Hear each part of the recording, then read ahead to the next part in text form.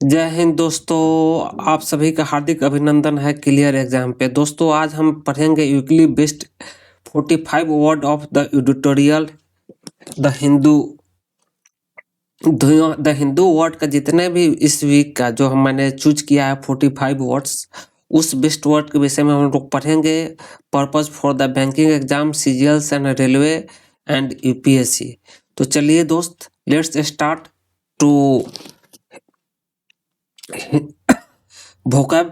So first word is encroachment. Encroachment में होता है अतिक्रमण, किसी भी जगह को जबरदस्ती, चाहे किसी भी अधिकार को किसी के दूसरे को अधिकार को अपने कब्जे में कर लेना, उसको भी इंक्रोचमेंट बोलते हैं। या किसी जमीन है उसका किसी को आप जबरदस्ती दखल कर लेते हैं, तो ये सब प्रक्रिया जो है इंक्रोचमेंट कहलाती है। दिस इज अ नाउन, इसको याद रखिएगा क्योंकि इसके लास्ट में MENT लगा हुआ है।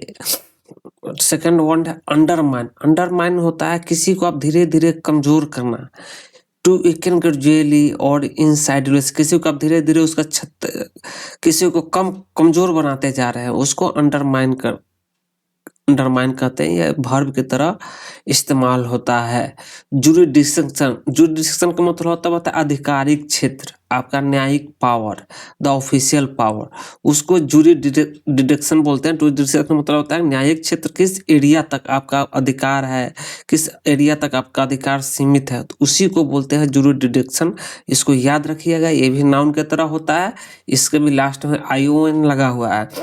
डिसइंजेनियस, डिसइंजेनियस मीन्स होता है डिसीटफुल, हाइपोक्रिटिकल, इल्यूजरी। माने जो डिसइंजेनियस होता है, आप not loyalty, he have not possess the loyalty to the other end country, ETC। तो डिसइंजेनियस माने किसी को आप धोखा देना, डिसीटफुल, धोखा देना कहीं हम लोग डिसइंजेनियस बोलते हैं। This is a best word, इसमें OUS लगा हुआ लास्ट में, इस चलते एडजेक्टिव है। पांचवा वर्ड है बेस मिर्चिंग। बेस मिर्चिंग का मतलब होता है कि डैमेज समवन रिपुटेशन, किसी का आप जो है विषय में गलत सलत बात कर रहे हैं और उसका जो है कि उसके जो मान मर्यादा है उसको आप हानि पहुंचा रहे हैं, इसको हम लोग बेस मिर्चिंग कहते हैं। यह वर्ब की तरह इस्तेमाल हुआ है। सिक्स वर्ड है फायरसली। फायरसली एक एडजेक्टिव है। इन जोर जबरदस्ती करना, किसी के साथ आप जोर जबरदस्ती कर रहे हैं, बलपूर्वक कोई कार्रवाई कर रहे हैं, उसको हम लोग फायरसली बोलते हैं। ये एडजेक्टिव है, बलपूर्वक, इसको हिंदी में याद रखिएगा। ब्रोबिट, किसी के ऊपर दबाव बनाना, ये वर्ब है। ब्रोबिट, किसी के ऊपर दबाव बनाना, किसी काम के लिए आप राजी करवाना चाहते हैं, उसके ऊपर दबाव बनाकर, तो उसको ब्रोबिट बोलते हैं। चलिए नेक्स्ट वर्ड पर चलते हैं। प्लेनरी। प्लेनरी मीन्स होता है कि वो जैसे आम सभा का जो आम सभा होता है उसको प्लेनरी बोलते हैं। जैसे जनरल असेंबली, जहाँ पर सभी मुख्य सदस्य आते हैं और वहाँ पर मीटिंग का कार्रवाई होता है। और मीटिंग का session attended by the all participant at as assembly और कॉन्फ्रेंस, जहाँ पर सभी कोई पार्टी के सदस्य आते हैं, वहाँ पर कोई बात विचार विमर्श होता है, उस वेन्यू को, उस प्लेस को प्लेनरी कहा जाता है। उस total process of the meeting that is called plenary.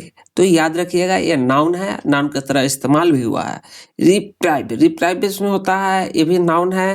Cancellation of postpone of A punishment, किसी को सजा को माफ कर देना है या सजा को उसको रुकवा देना, उसको रिप्राइव्स बोलते हैं, या उसका सजा को कम कर देना। इसके सेंस में भी ये रिप्रीव्स का इस्तेमाल होता है, एज ए नाउन है ये, इसको याद। लेट ऑफ, लेट ऑफ में होता है जाने दो, लेट ऑफ मीन्स जाने दो।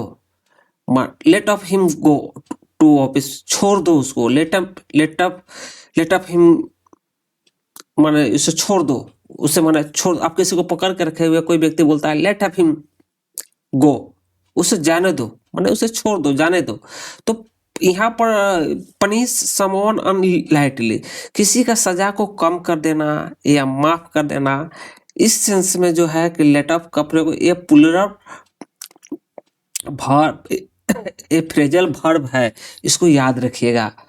चलिए नेक्स्ट में चलते हैं। गेज, गेज, गेज एक नाउन भी है, गेज एक वर्ब है। गेज मीन्स होता है किसी के ऊपर आप एक सरसरी निगाह से देख रहे हैं, आपका नजर ही नहीं उतर रहा है। जब कोई आप सुंदर ब्यूटीफुल गर्ल को देखते हैं तो आपका नजर जो है कि नहीं उतरता। That is called the gauge. Gauge is also the verb that is action of continue seeing, that is called the gauge. तो फिक्स इंडेंट लुक, आप जहाँ पर ससरी निगाह से टकटकी निगाह से देख रहे हैं उसको गेज कहते हैं। इसका वर्ब के रूप में भी इस्तेमाल होता है और इसका नाउन के रूप में भी इस्तेमाल होता है। 13 वर्ड है ओवरटर्न। ओवरटर्न मीन्स होता है अपने निर्णय से बदल जाना। To change a legal decision, किसी भी सरकारी आदेश को बदल देना, ओवरटर्न कर देना, उसको हम लोग बोलते हैं ओवरटर्न। ये जो है कि वर्ब की तरह इस्तेमाल हुआ है और याद रखिएगा। ट्रांजिशनल, ट्रांजिशनल मीन्स होता है अफेक्टिंग और इन्वॉल्विंग सर्वल डिफरेंट कंट्री। भाई जो चीज से सभी आदमी प्रभावित है उसको टांजेंशनल बोलते हैं। यह एडजेक्टिव की तरह इस्तेमाल होता है, इतना याद रखिएगा। इवेड, इवेड मीन्स होता है to avoid escape from something. Evade means होता है एक्चुअल इसका हिंदी होता है बचना, कोई काम करने से बचना। आप नहीं चाह रहे हैं कि मैं वहां पर जाऊं और मैं बेकार हो जाऊं, उससे हम बचना चाहते हैं तो इसको इवेड बोलते हैं। Evade, evade, evade to avoid escape from something. आप किसी काम करने से बचना चाहते हैं, यह वर्ब की तरह इस्तेमाल हुआ है, इसको यह। इनफर्मिटी, इनफर्मिटी तो deficiency, weakness, lack, fault, error. Infirmity में होता है दुर्बलता, कमजोरी, उसको इनफर्मिटी बोलते हैं। जो फर्म से होता है मजबूत, इनफर्म, इन जो है यहाँ पर इन जो है इसका नेगेटिव सेंस दे रहा है, तो इनफर्मिटी में इसका मजबूती का अपोजिट वर्ड क्या होता है? दुर्बलता होता है। तो यहाँ पे इनफर्मिटी जो है दुर्बलता के रूप में इस्तेमाल हुआ है और ये क्या है? ये भी एक नाउन है। इसको एडजेक्टिव के रूप में भी इस्तेमाल किया जा सकता है और सेंटेंस के ऊपर डिपेंड करता है। Paving the way, paving the way में होता है किसी के लिए रास्ता बनाना, किसी का मार्ग प्रशस्त करना। टू प्रिपेयर और मेक इजियर, किसी काम को सुगमता बनाना, उसको हम लोग पेविंग द वे बोलते हैं। नेक्स्ट वर्ड पे चलते हैं। एडिफाइसिस, एडिफाइसिस तो आप पता ही, large building specially and impressive on. जो भवन होता है, जो बहुत बड़ा विशाल भवन होता है, बहुत सुंदर होता है, जैसे बुर्ज खलीफा के आप लोग नाम सुने हुईएगा, सऊदी अरेबिया में बुर्ज खलीफा, ये सब जो क्या फेमस बिल्डिंग है, दैट इज कॉल्ड एडिफिसिस। माने एक अट्रैक्टिव बिल्डिंग और बहुत लार्ज हो, किसी को अट्रैक्शन कर रहा हो, समझिए कि वो एडिफिसिस है। एडिफिसिस याद रखिएगा, edifices, edifices a large building, a beautiful building, specially and impressive, जो आपको दिल को अट्रैक्ट कर रहा हो, that is called the edifices. 19 word है डिसेंट। डिसेंट मीन्स होता है मतभेद, टू डिफर इन ओपिनियन। जैसे डिसेंटेड का मतलब हुआ कि जैसे 4 जज है और किसी एक पैनल में देयर आर 4 सिटिंग जज, they have differ their opinion on the particular case, तो that is called the dissent. Among the dissent, उनके जो है कि बीच में असहमति है। तो याद रखिए, जब किसी भी काम पर एक राय ना हो और उनके बीच में, उस ग्रुप के बीच में एक राय ना हो और अलग अलग ऐसे स्टेटमेंट हो, उसी चीज को डिसेंट बोला जाता है। वेरी इंपॉर्टेंट और बार बार आता है, इसको हमेशा याद रखिएगा। बहुत ही सरल भाषा में आपको बताया हूँ। विसिएटेड, विसिएटेड में to destroy something, damage something, किसी चीज को खराब कर देना, बर्बाद कर देना, टू स्पॉइल करना। विसिएटेड में टू स्पॉइल भी होता है, बर्बाद करना, ये सबको विसिएटेड बोलते हैं। यह वर्ब की तरह इस्तेमाल हुआ है। कोलोसाल, कोलोसाल एक एडजेक्टिव है और एक्सट्रीमली ग्रेट और लार्ज। कोलोसाल में होता है बहुत बड़ा, एक्सट्रीमली ग्रेट चाहे बहुत बड़ा, चाहे कोई आप काम कर रहे हैं तो बहुत बड़ा अच्छा नाम कमा लिया कहीं पर, तो उसको भी कोलोसाल बोला जाएगा। चाहे कोई भी चीज है वो बहुत बड़ा है, उसको कोलोसाल बोला जाता है। 22 वर्ड है जर्मन। जर्मन जो होता है संबंधित, सुटेबल, अप्रोप्रिएट, उचित। जर्मन जो होता है कि उससे जो उसके संबंधित जो भी शब्द होता है उसको जो रिलेट करने के लिए हम जर्मन का इस्तेमाल करते हैं। इसका उत्तर होता है योग, उचित। इसके फेटर, फेटर एक वर्ब है और टू कंट्रोल और रिस्ट्रेन। फेटर का मतलब होता है, फेटर का मतलब होता है किसी को बांध देना, उसको आगे कार्रवाई नहीं करने देना, that is called the fetter. But in the sense of to control, मैंने किसी के ऊपर नियंत्रण कर देना, टू रिस्ट्रेन नियंत्रण कर देना, for doing their future works, for doing their progressive work, that is called the fetters, that is called of the fetter, to control. आपने उसके ऊपर कंट्रोल कर लिया, उसको अपना काम ही नहीं करने देना चाह रहे हैं, तो जो व्यक्ति अपना काम कर रहा है उसको प्रतिबंधित कर दिया, that is called the Fetter, that is doing of the action, इसलिए यह वर्ब है। 24 डीथरिंग एक नाउन है, स्टेट ऑफ इंडिसीजन और एजिटेशन तो आप समझते ही है, जो असमंजस में कोई पड़ जाता है, चाहे भड़का हुआ आदमी है, कोई गुस्सा में है और वो सोच नहीं पा रहा है कि हम क्या करें क्या नहीं करें, तो ये सब क्या है, ये जो है डीथरिंग है। डीथरिंग का जो है कि वो that is state of the dithering, वो डीथरिंग का अवस्था में चला गया, उसको जो है कि अपना कॉमन सेंस काम नहीं कर रहा, वो असमंजस में पड़ा हुआ, क्या करूं क्या नहीं करूं, क्या करूं क्या नहीं करूं, तो दैट इज कॉल्ड अ डीथरिंग। आप इसको याद रखिए, आपको बहुत ही हम सरल वर्ड से बता रहे हैं और बहुत ही अच्छी तरह से बता रहे हैं, आप इसको याद रखिए। डीथरिंग एक नाउन है।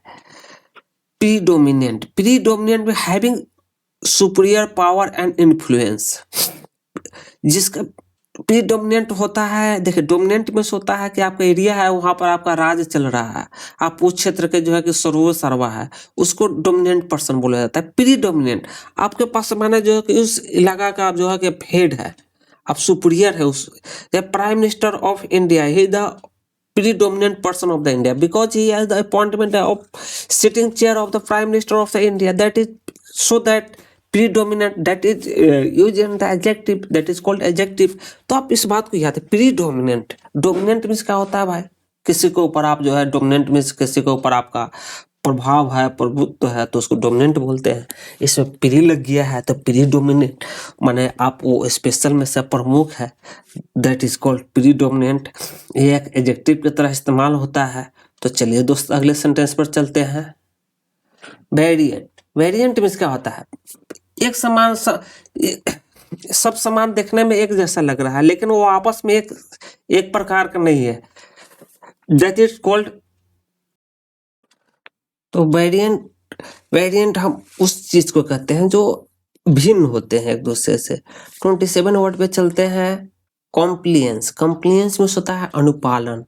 रिस्ट्रिक्ट ओबे माने जो एकदम आपको जो है कि पालन करना ही है, the act of obeying an order, rule और रिक्वेस्ट, माने आपको कॉम्प्लियंस, आपको अनुपालन उस ऑर्डर का करना, आप उस ऑर्डर को रिफ्यूज नहीं कर सकते हैं,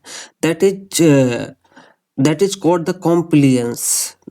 ये एक नाउन की तरह इस्तेमाल होता है, तो याद रखिएगा। रिसर्जेंस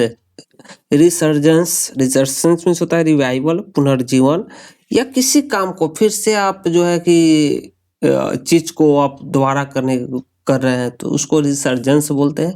यह नाउन की तरह इस्तेमाल होता है, इसको याद रखिएगा। रोल आउट होता है to make available new product service for the first time. जैसे कोई भी चीज नया आपने करके रखा हुआ है, आप उसका जो है कि उस दिन आप लंच कर रहे हैं और वो सबके लिए उस चीज को, जैसे कोई मोबाइल है लंच डेट होता है तो उस दिन से वो सबके लिए अवेलेबल होता है, उसी प्रोसेस को, उसी प्रक्रिया को हम लोग रोल आउट कहते हैं। रोल आउट 30 वर्ड है। Mutation is a permanent change in the organism. Mutation means होता है अधिकार का परिवर्तन। आपने देखा होगा कि लैंड म्यूटेशन जो दाखिल खारिज होता है, लैंड म्यूटेशन उत्तराधिकार मतलब उत्परिवर्तन, मतलब उस अधिकार का चेंज को ही हम लोग permanent change in the organism, the sense इसका भी म्यूटेशन ही होता है, और जो अधिकार का भी परमानेंट चेंज होता है उसको म्यूटेशन ही कहा जाता है। तो चलिए नेक्स्ट वर्ड पे चलते हैं। इग्नोमिनी मीन्स होता है deep personal humiliation and disgrace. किसी के प्रति आप जो है कि गहरा शिकायत कर रहे हैं, उसको टॉर्चर कर रहे हैं, उसको रिस्पेक्ट नहीं कर रहे, उसका आदर सत्कार नहीं कर रहे, तो दैट इज कॉल्ड इग्नोमिनी। ये इग्नोमिनी एक नाउन है, ये नाउन की तरह इस्तेमाल होता है। इम्पीचमेंट, इम्पीचमेंट क्या है? एक नाउन है, महाभियोग। इम्पीचमेंट उस व्यक्ति के ऊपर लगाया जाता है जो सरकारी अधिकार का दुरुपयोग करता है, उससे उस देश के लिए, उस राज्य के लिए, उस क्षेत्र के लिए बहुत बड़ा खतरा उत्पन्न हो जाता है, तो उस व्यक्ति पर इम्पीचमेंट लगाया जाता है। That is process only taken by the assembly of the country या assembly of the state, not only by the official. Official द्वारा यह जो है कि इम्पीचमेंट नहीं लाया जाता है, या that is only for right of the impeachment of assembly. तो असेंबली ही इम्पीचमेंट ला सकती है। ये बहुत ही इम्पोर्टेंट वर्ड है, महाभियोग उसके ऊपर लगाया जाता है जो व्यक्ति अपने पद का दुरुपयोग किया हुआ है, उस प्रोसेस को हम लोग इम्पीचमेंट बोलते हैं। यह अवार्ड हाल फिलहाल इस चलते भी आया है क्योंकि यह अवार्ड अभी अमेरिका में डोनाल्ड ट्रंप के ऊपर जो है कि इम्पीचमेंट का प्रोसेस चल रहा था, लेकिन नहीं हो पाया, तो डेट इज इस चलते ये अवार्ड जो है आया हुआ है।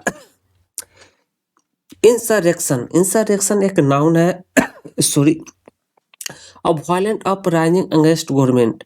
देखिए, किसी भी सत्ता या सरकार के विरुद्ध लोगों का जो प्रदर्शन होता है उसको इंसरेक्शन बोलते हैं, और जो मिलिटेंट जो कार्रवाई करता है किसी इलाका में उसको इंसर्जेंसी बोलते हैं। इंसरेक्शन और इंसर्जेंसी में यही अंतर है। जो जनता के द्वारा किया जाता है वो इंसरेक्शन कहा जाता है, और जो मिलिटेंट के द्वारा किया जाता है उसको इंसर्जेंसी बोला जाता है। तो इसको याद रखिएगा, यह नाउन है। Incitement, the action of provoking unlawful behaviour. देख, इंसाइटमेंट होता है कि आप कोई पब्लिक है, आप कोई नेता है कहीं के इलाका में, और जनता के आप के बीच आपका बहुत पहुंच है, जनता को आपने किसी काम के लिए उस्का दिया कि भाई तुम ये काम करो, मैं तुम्हारे बैकअप में हूँ, तो उस क्रिया को दैट क्रिया called that process called by incitement, because you are the behind of this. तो उस ये एक नाउन है, याद रखिएगा। इंसाइटमेंट एक नाउन है, और इंसाइटमेंट का मतलब होता है उस्काना। बी पार्टीजन मीन्स होता है सपोर्टेड बाय या consisting by the two political parties. देखिए, कोई काम कराना है और लेकिन हम पक्ष के हैं, आप विपक्ष के हैं, हम अलग अलग पार्टी के नेता है, लेकिन हम चाहते हैं कि नहीं ये काम हो, तो हम क्या करेंगे कि दोनों आदमी आपस में मिलकर उस काम के लिए एक साथ मिलकर वोटिंग देंगे। तो जो इस चीज को जो है बाई पार्टीजन कहा जाता है, या एडजेक्टिव की तरह इस्तेमाल होता है। क्रॉस द एलाई एक जो है कि फ्रेजल वर्ब है और इडियम है। इडियम से ये इडियम है क्रॉस द एलाई। इसका मतलब होता है कि एक सेम होता है कि cooperate with members of another political party in order to achieve government and political action. इसका मतलब भी सेम ही होता है कि भाई हम दूसरे पार्टी का, बीजेपी के हैं, हम कांग्रेस के हैं, हम कांग्रेस के हैं, बीजेपी के, तो दोनों साथ में मिलकर कोई बिल को पास कर दिया जाता है। जैसे नेता लोग आपस में उनका जब सैलरी पेमेंट बढ़ाना होता है तो सभी नेता क्या करते हैं कि चुपचाप आपस में मिलकर और बिल पास करके अपना सैलरी बढ़ा लेते हैं। तो उस प्रक्रिया को, उस प्रोसेस को क्रॉस द एलाई बोलते हैं। इसको याद रखिएगा। 37 पर चलते हैं। Dismissed, resign from an office of position. किसी अपने पद से इस्तीफा देना को डेमिस्ड बोलते हैं। यह वर्ब है, यह वर्ब के तरह ही इस्तेमाल होता है। वाउड मीन्स होता है to make a determined decision और promise to do something for any condition. आप जो है कि कोई भी काम करने के लिए माने एकदम अधिकृत है कि मैंने प्रतिज्ञा ले लिया कि नहीं वाउ, मेरे को तो ये काम करना ही करना है, तो उसको वाउड बोलते हैं, वाउ। और यह वर्ब की तरह इस्तेमाल होता है। 39 वर्ड है। मिसडेमिनियर्स में होता है माइनर मिस्टेक या रॉन्ग डूइंग। माने आप कहीं पर जो है कि गलती कर रहे हैं, छुटपुट गलती कर रहे हैं, या नाउन की तरह इस्तेमाल होता है। 40 वर्ड है टर्बुलेंट में होता है अशांति, नॉट स्टेबल, अशांत, उसको टर्बुलेंट बोलते हैं। ENT लगा हुआ लास्ट में, चलते ये एडजेक्टिव है। नेक्स्ट वर्ड में चलते हैं। प्लुरलिज्म जो है कि अनेकतावाद बोलते हैं कि जैसे एक सोसाइटी है और society is consist of the different of caste. But आप क्या करते हैं कि अपने पॉलिटिकल फायदा के लिए आप कास्ट को जो है कि बीच में मतभेद करा देते हैं, बोलते हैं भाई आप ब्राह्मण हो, यादव हो, आप मुस्लिम हो, आप हिंदू हो, आप क्रिश्चियन हो, आप सिख हो। तो जो नेता जो काम करता है, प्लुरलिज्म कर देता है, उनको क्या करता है कि बांट देता है अपने वोटों के स्वार्थ के चलते। तो वही चीज को जो है कि प्लुरलिज्म बोलते हैं। माने A social organization in which diversity of racial, religious or ethnic or cultural group is tolerated। इसी को जो मैंने समझाया वही लिखा हुआ है। एक नाउन है। पुश बैक मीन्स होता है पीछे धकेलना। The act of forcing the enemy to withdraw. Push back noun भी होता है और वर्ब भी होता है। इसका दोनों तरह का इस्तेमाल किया जाता है, इसको याद रखिएगा। किसी को पीछे दिखाना। इंटरकास्ट मीन्स होता है इन्वॉल्विंग टू और मोर कास्ट। इंटरकास्ट जो होता है, जो आप जिस कास्ट के हैं वो व्यक्ति, अगला व्यक्ति उस कास्ट का नहीं है और आपस में प्रेम शादी कर लिया तो वो इंटरकास्ट मैरिज कहा जाएगा। तो आप समझ गए अच्छी तरह से इंटरकास्ट। बोगी मीन्स होता है something that cause a problem. जो आप कोई भी ऐसा काम कर रहे हैं जिससे आपको जो है कि समझ रहे हैं कि आगे चल के मेरे को समस्या उत्पन्न होने वाला है, तो उसको बोगी कहा जाता है। यह नाउन की तरह इस्तेमाल होता है। 45 वर्ड है। एक्सप्लिट का मतलब होता है स्पष्ट। Leave no room for doubt, एकदम स्पष्ट बोलना जहाँ पर कोई भी संदेह नहीं हो, उसको एक्सप्लिट कहा जाता है। यहीं पर दोस्तों मेरा 45 वर्ड समाप्त होता है। हम आशा करते हैं कि आपको बहुत अच्छा और पसंद आया होगा। आप इसी तरह का वोकैब वर्ड वीकली पढ़ने के लिए हमारे चैनल को सब्सक्राइब कीजिए और इसका PDF आपको मिल जाएगा। तो धन्यवाद दोस्तों देखने के लिए। आपको थोड़ा भी अगर फायदा हुआ हो इसका तो लाइक और शेयर करना ना भूलें। Thank you for watching.